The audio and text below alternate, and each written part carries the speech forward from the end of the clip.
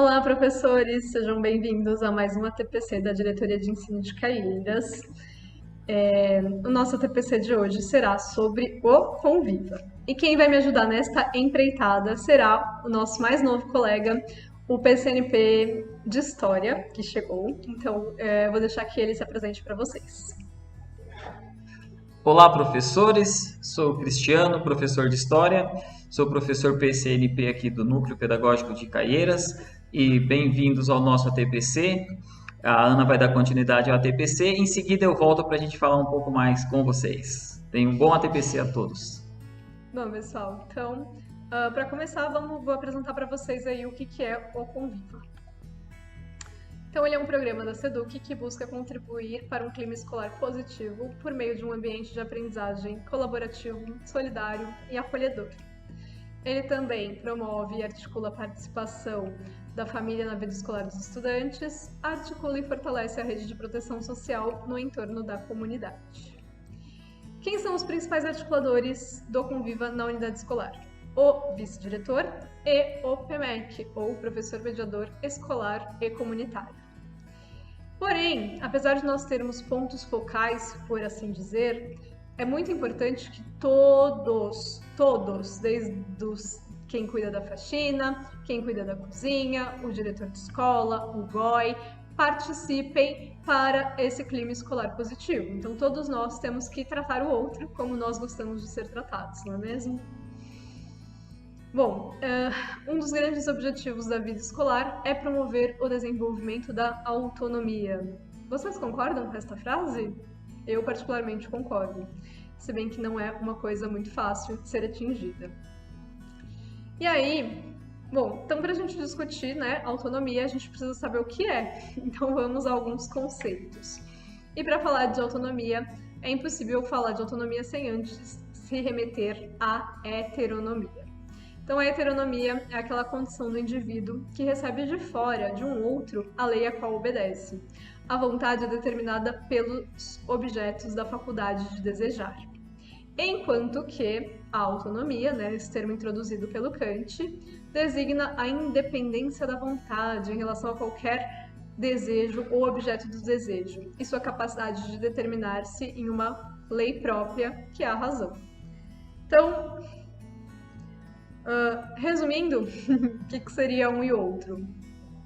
Resumindo, o que seria um e outro? A heteronomia é aquele desejo, vontade externo, né? Ou pela vontade do desejo. Para o Kant, somos animais racionais, então a gente não pode ser controlado apenas pelo nosso desejo, pela vontade. A gente tem que ser controlado pela nossa razão, pela nossa racionalidade. E é isso que é a autonomia. Eu escolho obedecer à lei, por exemplo, porque é o correto a ser feito, porque essa é a razão, é a lei que a minha própria razão me impõe. É importante se lembrar que a gente nunca chega à autonomia se você não passar primeiro pela heteronomia. Mas eu não quero me aprofundar muito, que quem vai se aprofundar nisso com vocês muitíssimo bem é o Cristiano. Então, aqui tem um pouco sobre o Kant, não vou ler tudo. Se alguém tiver interesse, dá um pause aqui, dá uma lidinha aí na vida do Kant, se vocês se interessarem. E, continuando então, as principais obras de Kant são A Crítica da Razão Pura, que é uma bíblia, é um livro extremamente difícil de ser lido e ao mesmo tempo maravilhoso, mas é muito complicado. A Fundamentação da Metafísica dos Costumes, A Crítica da Razão Prática e A Crítica da Faculdade do Juízo.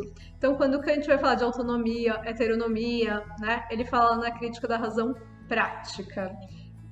E agora, eu passo a palavra. Jean-William Fritz Piaget, ou simplesmente Piaget, biólogo, psicólogo, epistemólogo suíço, considerado um dos mais importantes pensadores do século XX. Piaget, ele vai tratar do desenvolvimento moral. O Piaget, ele observava os seus filhos e outras crianças e chegou a um consentimento, chegou ao consenso que as crianças não pensavam como adultos. Certas habilidades ainda não tinham sido desenvolvidas.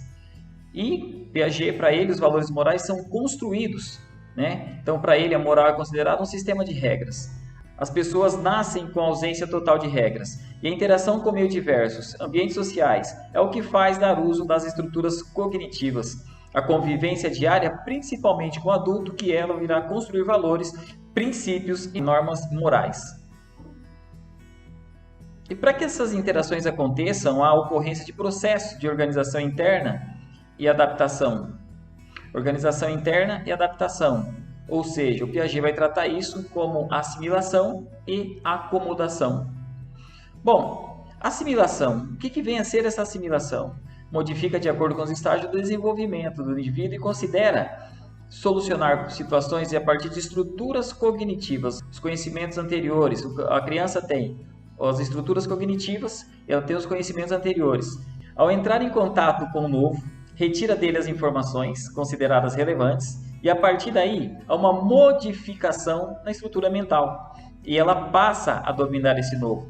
E quando dominando esse novo, ele vai chamar, que Piaget vai chamar de acomodação. E assim agora a criança tem uma nova forma de pensar. Ela construiu um novo conhecimento. Então esse processo é chamado por ele de assimilação e acomodação. O Piaget reforça que para o desenvolvimento da moral existem 3 fases. E é nessas 3 fases que a Ana estava falando, que ela falou sobre Kant.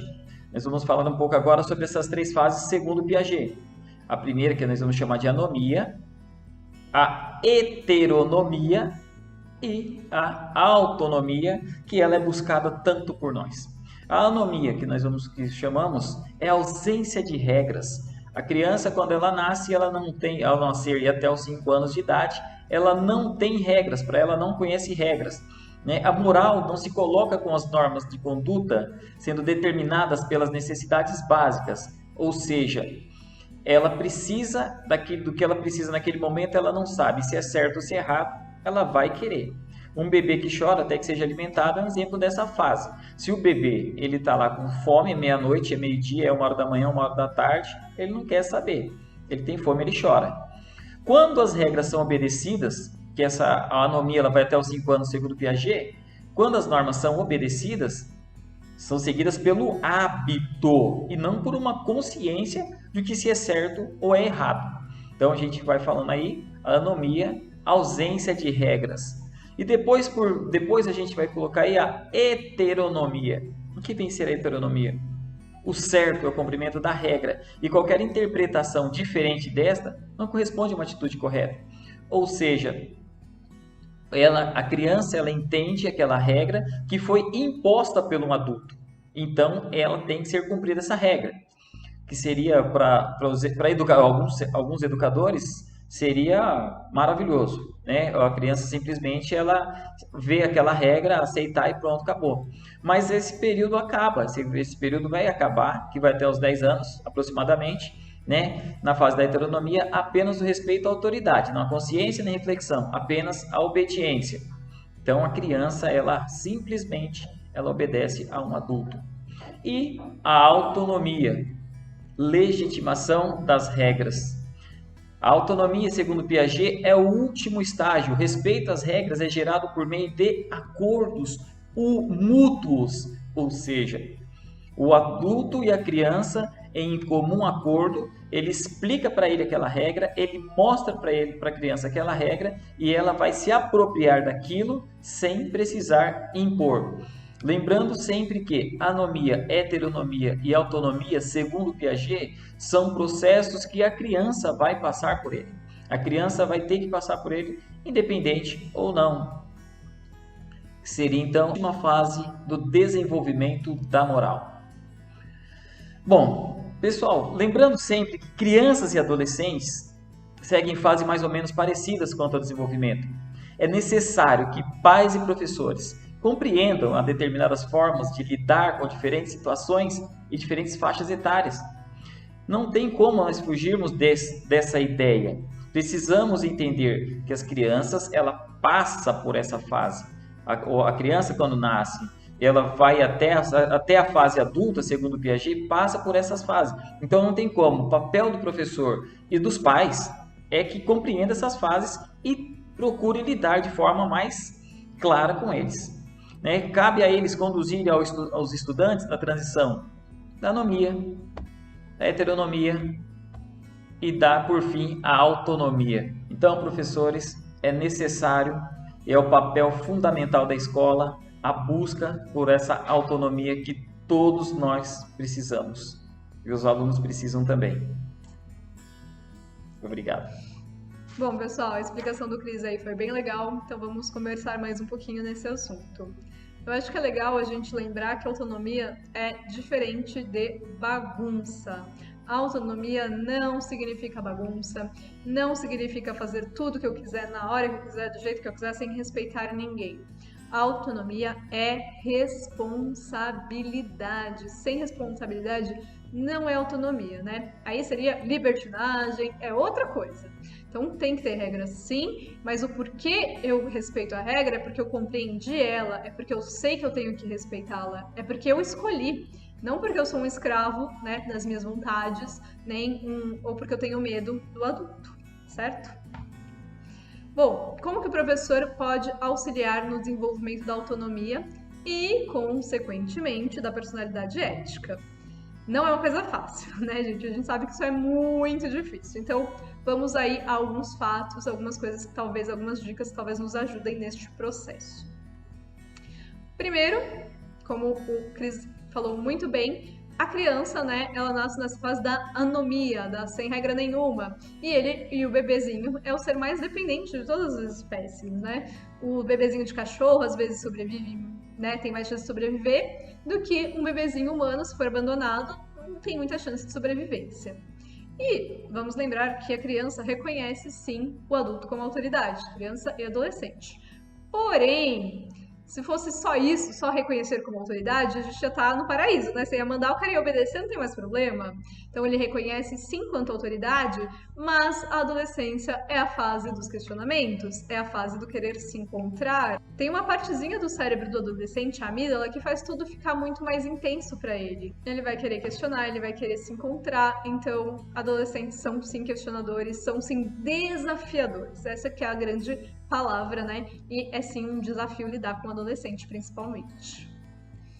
Mas temos que lembrar que o professor é o adulto na relação estudante-professor. E como adultos temos que nos comportar de forma melhor. Tem aqueles alunos que pegam lá fundo nos nossos nervos? Sempre tem, né? Que às vezes assim, você tá num dia ruim, você tá estressado, você brigou em casa e o aluno fala qualquer coisa, pá, você já explode. Acontece, gente, somos humanos. Porém, somos os adultos da relação. Então a gente tem que tentar, na medida do possível, né, não fazer esse tipo de coisa. E não adianta conversar na hora da raiva, gente. Nem da sua, nem da do aluno. Não adianta mandar o cara pra direção e querer que a direção converse naquele minuto, porque não vai adiantar nada, né? O discurso moral vai entrar assim, ó, por um ouvidinho e vai sair pelo outro. O aluno não vai prestar atenção no que está sendo dito. A empatia, ela tem que ser treinada. E o que é empatia? É eu me colocar no lugar do outro. Aí você vai pensar assim, fácil, né? Falar é fácil, como é que eu faço isso?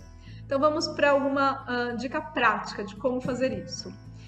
Você pode pedir para o aluno, depois da hora da raiva, por exemplo, no caso de bullying, um aluno está falando mal do outro, está magoando o outro.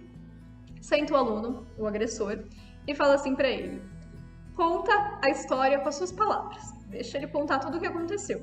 Aí você fala assim, agora, conta de novo essa história, só que inverte os personagens. Você é o seu colega que você humilhou, e o seu colega vai fazer o seu papel. Então me conta agora a história ao contrário, se você fosse a pessoa que está sendo zoada, aí você deixa ele contar. E aí você fala, e agora? Se você fosse zoada, como que você se sentiria? Então, assim, é uma forma de tentar fazer com que o aluno literalmente exercite a empatia, se coloque no lugar do outro. Porque sem isso, se eu não souber como é, né, eu não senti nada, não doeu em mim, tá tudo bem. Não é bem assim. E ele não precisa ter necessariamente vivido para sentir a dor. A gente tem uma coisa maravilhosa chamada imaginação. Então a gente pode usar aí a nossa imaginação para saber se colocar no lugar do outro. Todo mundo gosta de alguém que levante a nossa autoestima, não é mesmo? Então, por que não fazer isso com os nossos alunos, né? Bom, gente, a gente também precisa conversar sobre agrupamentos produtivos. Eu sei que todo mundo já sabe como montar um agrupamento produtivo. Caso você não saiba, a nova escola, a internet está cheio de dicas, de textos, de vídeos, tem muita coisa boa lá. O que ninguém fala e por que às vezes na escola a gente não consegue montar um agrupamento produtivo? Pela questão das competências socioemocionais. Porque o aluno não quer trabalhar com o coleguinha que ele não gosta. Ele quer trabalhar com a panelinha dele sempre, né? Então, você desconstruir isso com um aluno, gente, é muito difícil. E justamente por ser tão difícil, é que isso é tão importante. A gente precisa fazer com que os alunos entendam que eles estão ali não só para fazer amizade, é claro que fazer amizade é maravilhoso, é importante, é saudável, é bom, mas não é só para isso que ele tá ali, não. E que no trabalho ele vai ter que trabalhar às vezes com pessoas que ele não gosta e que ele tem que aprender a trabalhar com pessoas diferentes deles, né? Então, isso é muito, muito importante. E aí, para finalizar, eu queria dar aí uma dica para vocês enquanto pessoas, tá? Escrevam. Você tá mal, você tá angustiado, escreva. Gente, a escrita, ela pode ser muito, muito terapêutica. Ela realmente pode ajudar muito a gente. Por quê? As nossas emoções, a gente precisa passar por alguns passos para entendê-la. Primeiro, a gente precisa reconhecer qual é a emoção que eu tô sentindo. Pode parecer super bobo, mas quando alguém fala assim, eu tô nervosa. Aí a pessoa fala, o que você tá sentindo exatamente? E você às vezes tem vergonha de falar, eu tô com raiva. Fala, eu tô com raiva, reconheça. Por quê? Só se você reconhecer é que você é capaz de compreender. E para compreender, eu preciso nomear. Dizer, eu estou com raiva por causa disso. Fiquei com raiva. Nomeei, reconheci, aí eu tenho que compreender. Por que ele correu? Para compreender o fato, expressar por pra fora. Se você não tem uma pessoa ali disponível para te escutar naquele momento, que também é maravilhoso, escreve. O papel é ótimo porque ele não revida, ele não te questiona, ele não fala que você tá errado. Então no papel você pode colocar ali tudo que você sente. E aí às vezes reler, compreender e aí ultrapassar essa emoção. Porque assim, viver com raiva, viver triste é muito ruim. A gente tem que viver mais leve, melhor, mais feliz. Bom, pessoal, eu gostaria de agradecer imensamente todos vocês que ficaram aqui conosco, que assistiram o nosso ATPC até o final. Eu espero que vocês tenham aproveitado de alguma coisa dele. É um prazer sempre falar, não exatamente diretamente, mas diretamente com vocês. Nos encontramos lá no Microsoft Teams para quem tiver 7 aulas. É isso, muito obrigada. E aí eu vou passar a palavra para o meu querido companheiro de ATPC de hoje, para ele se despedir de vocês também. Tchau, gente. Olá, pessoal. Estou aqui de volta para falar para vocês. Obrigado pela atenção. Vou só dar um recado para vocês para a gente reforçar o que foi falado até agora, tá? A relação professor-aluno abrange todas as dimensões do processo de ensino-aprendizagem que se desenvolve em sala de aula.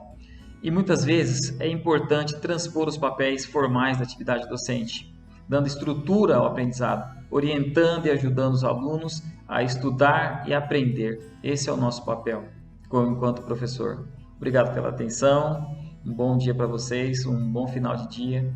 Obrigado.